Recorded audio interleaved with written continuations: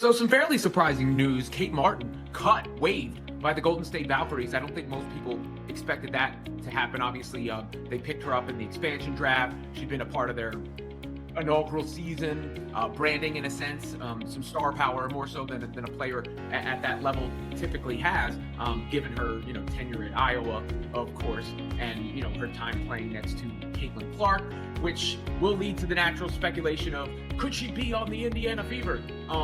Kate Martin last year for the Valkyries averaged 6.2 points in 16.4 minutes. Napheesa Collier was shocked when she saw the news on her phone. She felt deeply hurt and betrayed because she never expected this to happen. Kate Martin was no longer in the Minnesota Lynx' plans and could now end up joining the player who is changing the WNBA. The Lynx front office said nothing, but Collier's private reaction showed just how upset she was. This was not just a simple roster decision. It felt like the team had completely walked away from the plan they had been working on and discussing for months. Time playing next to Caitlin Clark, which will lead to the natural speculation of, could she be on the Indiana Fever?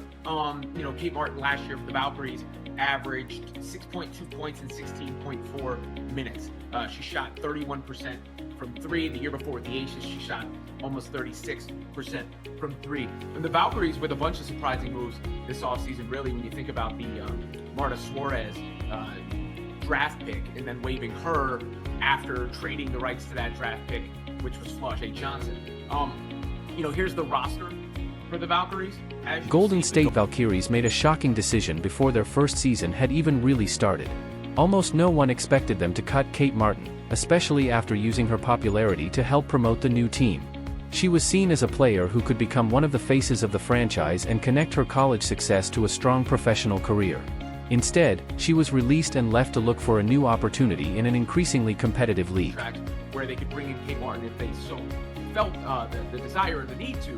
But it's tough when you get to that point, when you run a whole camp in a preseason and you make your cuts, to then go peace out to you as well. That is not generally, I think, look, if teams should do what's best for them and what's best for their rosters. So it's not out of the realm of possibilities. But it puts her in a bit of a tough spot, considering, either she goes on a development deal, which she's still eligible for, but that would be a tough pill to swallow, I think, for somebody who's been in the league like Kate Martin, has played it unrivaled. Now, everyone is looking at the Indiana Fever, and the reason is easy to understand. Kate Martin and Caitlin Clark have a strong connection that goes beyond friendship.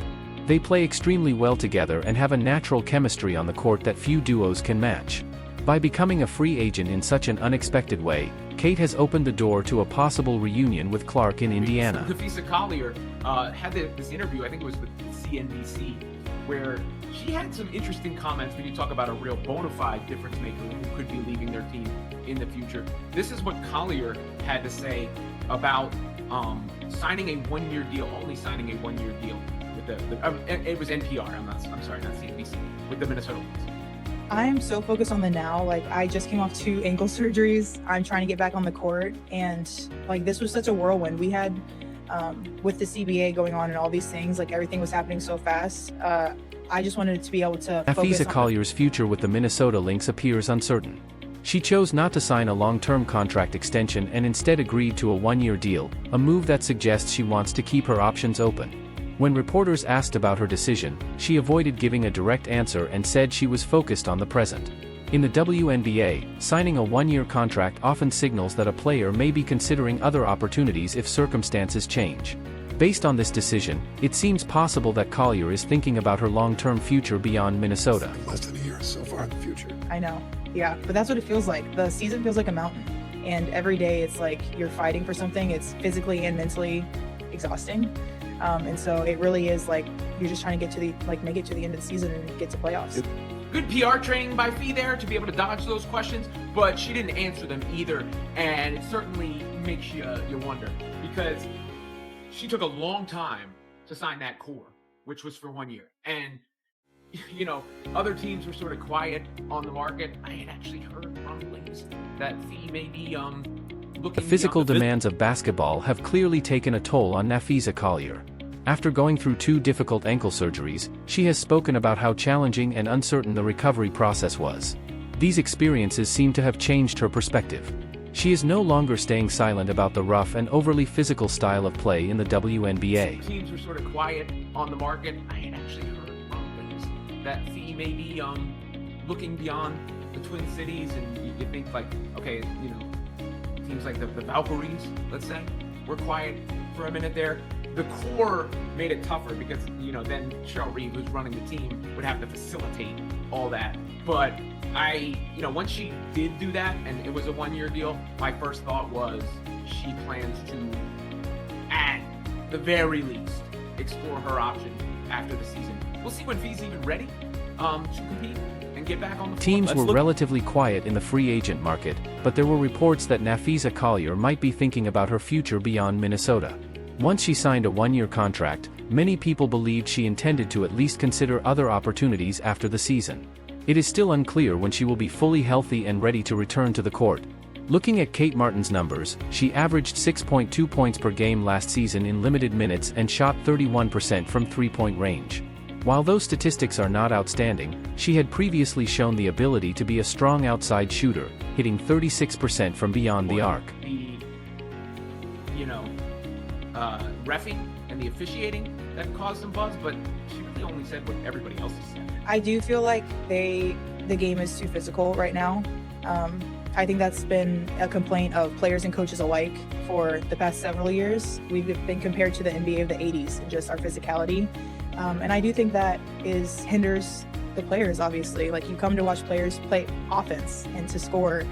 And so when it's so physical, the game's not fun to watch and it's not fun to play. How did that happen? How did it get so physical? Yeah. I think we're competitors. I mean, The Indiana Fever currently have a developmental roster spot that could be a good fit for Kate Martin. However, for a player who has already shown that she can compete in the WNBA, accepting a developmental contract might feel like a step backward in her career. That decision could be even more difficult because she has been dealing with a quad injury during the preseason. Flopping and flailing for balls rather than trying to score is rewarded. But in the WNBA, grabbing and holding and impeding the progress of the perimeter player has been just basically allowed.